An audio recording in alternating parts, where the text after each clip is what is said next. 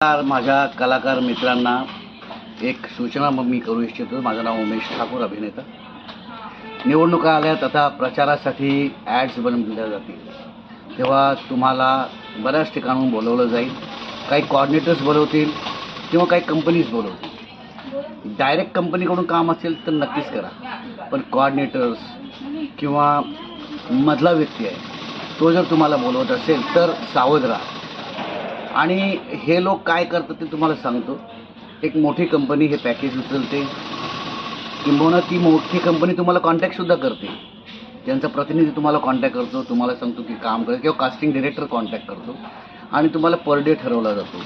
ते पैसे फार कमी असतात आणि तुम्ही सेटवर गेल्यानंतर एक ॲडच्या ऐवजी 2 किंवा 3 ॲड शूट केल्या जातात।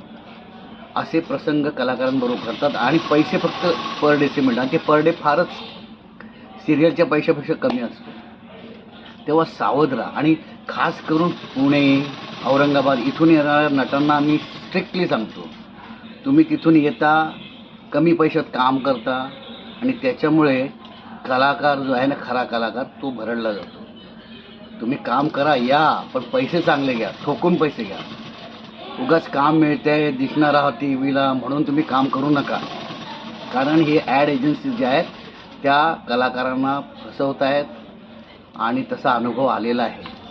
तुमच्याकडून नंतर कॉन्ट्रॅक्ट साईन करून घेतात। त्या कॉन्ट्रॅक्ट्समध्ये बऱ्याच काही गोष्टी असतात। शेवटी तुम्ही पॅकअप झालं, तुमच्यासमोर कॉन्ट्रॅक्ट ठेवलं जातं आणि त्याच्यामध्ये बरेच क्लॉज असतात जे तुम्हाला घातक ठरू शकतात।